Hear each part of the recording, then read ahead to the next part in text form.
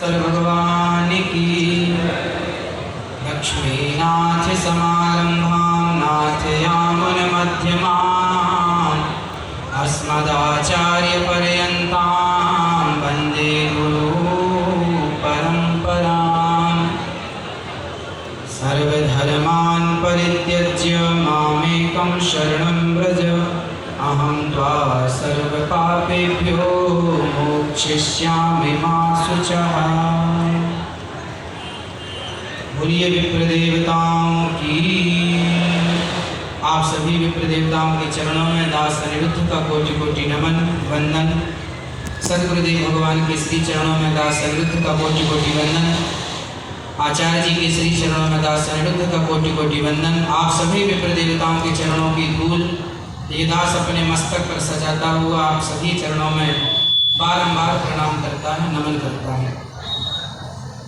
विप्र देवताओं के जितनी बार दर्शन किए जाएं उतना ही कल्याण है। संत मिलन को जाइए दिन में दो बार, 2 बार 4 बार भी यदि संतों का और ब्राह्मणों का दर्शन हो जाए तो यह बड़े सौभाग्य की बात है। और ब्राह्मण भी वैसे जिनके मस्तक पर तिलक हो, जो गायत्री का नित्य जप कर रहे हों और भगवान का अनुराग जिनके हृदय में हो, ऐसे ब्राह्मणों के दर्शन मात्र से पापियों के पाप समाप्त हो जाते हैं। केवल दर्शन की महिमा है। अन्य पुराणों का जब हम ब्राह्मणों की महिमा पढ़ते हैं तो ब्राह्मणों की बड़ी महिमा है, संतों की बड़ी महिमा है। गोस्वामी तुलसीदास जी ने सबसे पहली वंदना ब्राह्मणों के चरणों में की। क्यों वंदना की है? क्योंकि इनके चरणों की वंदना के बिना कोई भी शुभ काम हो नहीं सकता, इनके आशीर्वाद के बिना।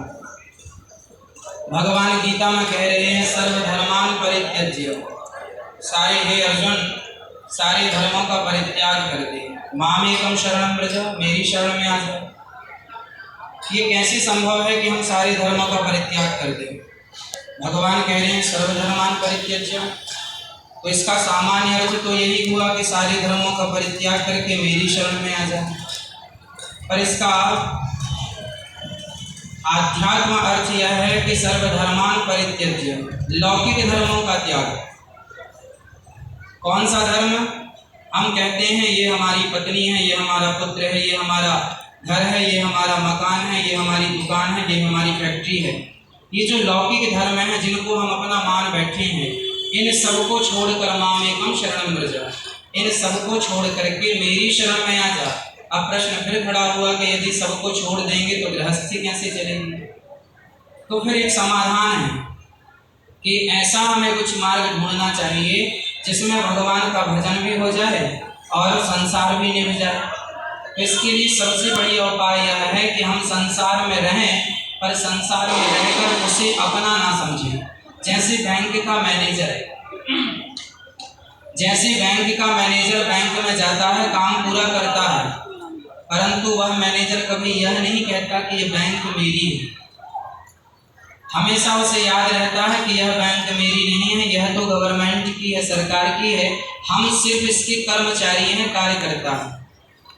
बैंक का मैनेजर बैंक को कभी अपनी नहीं समझता, वह अपने आप को सिवाय कार्यकर्ता के कुछ नहीं जानता। उसी तरह हम भी अपने घर परिवार में रहें, लेकिन अपने घर परिवार को अपना ना समझें। हम ये समझें कि संपत्ति सब रघुपति के आही। भरत जी महाराज ने भी यही कहा जब राम जी का दर्शन करने चित्रकूट भरत जी जाने लगे तो उनसे कहा गया कि जब आप जा रहे हैं तो भरत जी ने अपने 4 लोगों को और भी अन्य लोगों को अयोध्या की सुरक्षा के लिए नियुक्त कर दिया। तो किसी ने पूछा कि भरत जी जब आप राम से मिलने जा ही रहे हैं, जब आपको प्रेम है राम से, तो फिर अयोध्या की तरफ ध्यान क्यों है? तब भरत जी ने कहा अयोध्या की तरफ ध्यान नहीं है, संपत्ति तो रघुनाथ जी की है, पर रघुनाथ जी की संपत्ति की रक्षा ईश्वर ने हमें जिम्मेदारी दी है, तो हम रक्षा करें, हम जिम्मेदारियां निभाएं,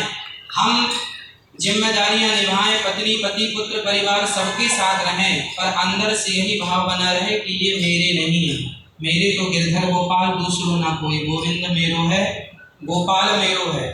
बाहर से व्यवहार में रहे कि ये ठीक है, ये पत्नी है, ये पुत्र है, ये परिवार है, पर अंदर से यही ध्यान रहे कि केवल कृष्ण मेरे हैं। यही है सर्वधर्मान परित्यज्य, सबके बीच में रहकर सबको छोड़कर भगवान को पकड़ लेना, यही है सर्वधर्मान परित्यज्य। सामान्य भाषा में हम और आपको समझाएं तो जब आप अपने घर में किसी व्यक्ति को काम पे रख लेते हैं, काम वाली बाई है, काम वाले लोग हैं, वह आपके घर का सारा काम करते हैं, लेकिन वह यह जानते हैं कि ये घर मेरा नहीं।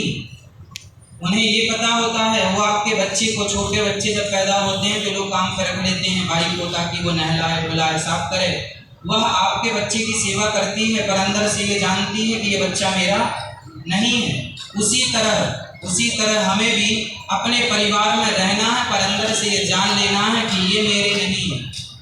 असली संबंध तो हमारा भगवान से है। सर्वधर्मान परित्यज्य मामेकं शरणं व्रज। हम भगवान की शरण में जब तक नहीं जाएंगे तब तक संसार के जन्म और मृत्यु के कुचक्र में पड़े रहेंगे। सच्चाई यह नहीं है कि ये संसार मेरा है, संसार तो कुछ है ही नहीं। सद्गुरुदेव भगवान कहते हैं, बताइए मिट्टी सत्य है कि घड़ा सत्य है? घड़ा सत्य है या मिट्टी सत्य है? क्या सत्य है? मिट्टी सत्य है, घड़ा तो सत्य है ही नहीं। लेकिन हम कुम्हार से कभी ये नहीं कहते भैया मिट्टी देना, हमेशा यही कहते हैं भैया घड़ा दो, जबकि घड़ा सत्य नहीं है, सत्य मिट्टी है, पर हम व्यवहार जगत में कहते हैं घड़ा दो। उसी प्रकार जैसे घड़ा जैसा कुछ नहीं होता, मिट्टी के ही एक आकार को घड़ा कहते हैं, उसी प्रकार संसार जैसा कुछ नहीं है, परमात्मा के ही एक आकार को संसार कहा जाता है। सर्वं खल्विदं ब्रह्म।